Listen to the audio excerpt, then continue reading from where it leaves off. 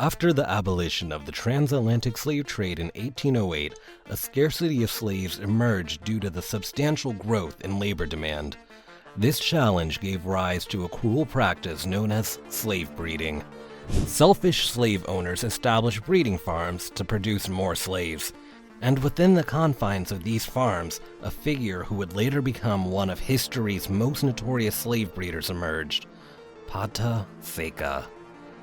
From enduring gruesome exploitation as a sex slave to fathering hundreds of children, we'll delve into the shocking narrative of how Pataseka was forced to have sex with hundreds of women. Join us on a journey into the remarkable story of Pataseka, whose tragic experiences as a prolific slave breeder remain an indelible legacy that continues to resonate through time. The abolition of the transatlantic slave trade left slave owners and merchants increasingly frustrated, as the inability to procure new slaves from Africa led them to adopting a reprehensible method known as slave breeding. This inhumane means of slave production involved compelling healthy and strong male slaves with the desired physical traits to have sexual relations with carefully selected female slaves with a high fertility rate. The slave owners even compelled male breeders to have sex with their daughters, mothers, and other relatives. As time passed, this practice became widely accepted, with slave owners taking advantage of the power and control they had over their enslaved victims. In many cases, these ruthless slave owners went as far as promising female slaves freedom after they'd given birth to a certain number of children, so that female slaves could fulfill their every command. In the midst of these dehumanization and immoral practices was a slave breeder called Pata Seca. Pata Seca, whose real name was Roque Jose Florencio, was born in Sorocaba, Sao Paulo, Brazil in 1828. He was an enslaved African who experienced a life of oppression and dehumanization from birth. The name Pata Seca meant dryfoot in Portuguese, and there were several stories about how he earned his nickname, with some suggesting it was because of a dry skin condition he had, while others claimed it was because he could walk barefoot in the hot sun without feeling pain. Nevertheless, Pata Seca's life as a breeder began as soon as he was purchased by his master, Francisco de Cunabueno, a prominent landowner near São Carlos. Standing at an impressive height of 7 feet 2 inches, Pata Seca's physical attributes made him an ideal candidate for copulation with other female slaves to produce more slaves for his master. Pata Seca's status as a successful breeder meant that he was given preferential treatment when compared to other enslaved men. He was not subjected to the same degree of physical labor, as his owner valued him for his ability to produce children who inherited his physical traits. So, Pata Seca was only assigned to less strenuous tasks, like delivering mail on horseback to other villages, and also caring for his master's livestock. He was not required to work in the fields or perform other back-breaking tasks so as not to impede his role as a breeder. While Pata Seca was not subjected to the same level of hardship as other enslaved people, his life was still one of servitude and oppression. His sole purpose was to have sex with other female slaves to produce more slaves to be sold and used as laborers on plantations. This made his owner frequently force him to engage in sexual activities with numerous female slaves daily. The number of female slaves he was compelled to have sex with is unknown due to the limited availability of historical records of this event. However, it was believed that he was forced to have sex with hundreds of women and fathered over 200 children who were born into slavery.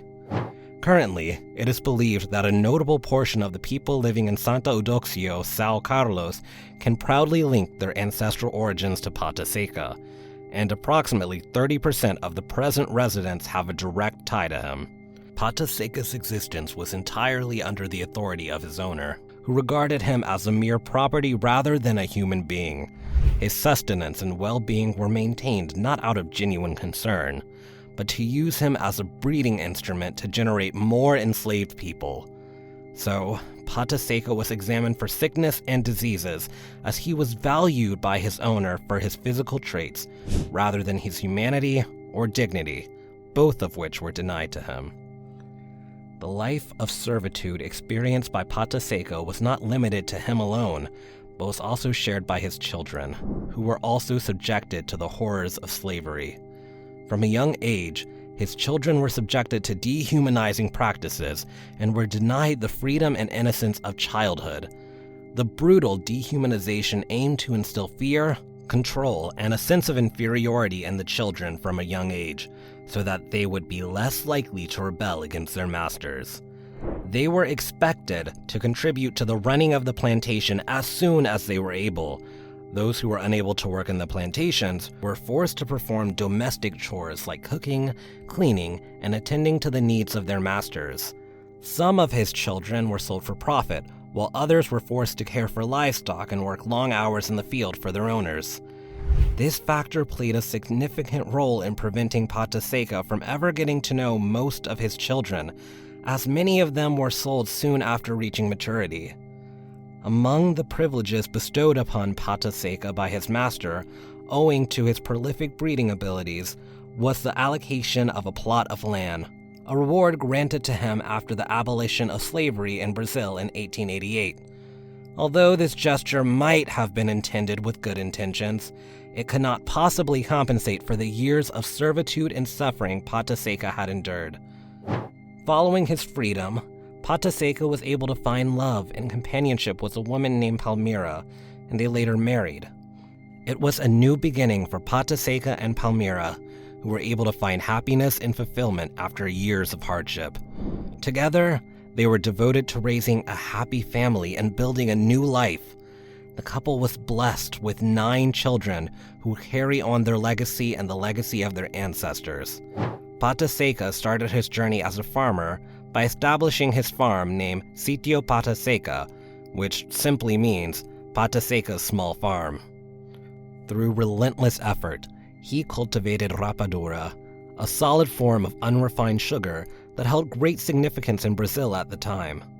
Pata Seca derived immense pride from his accomplishments and the goods he produced, cherishing his farm and the fulfilling life he created for his family.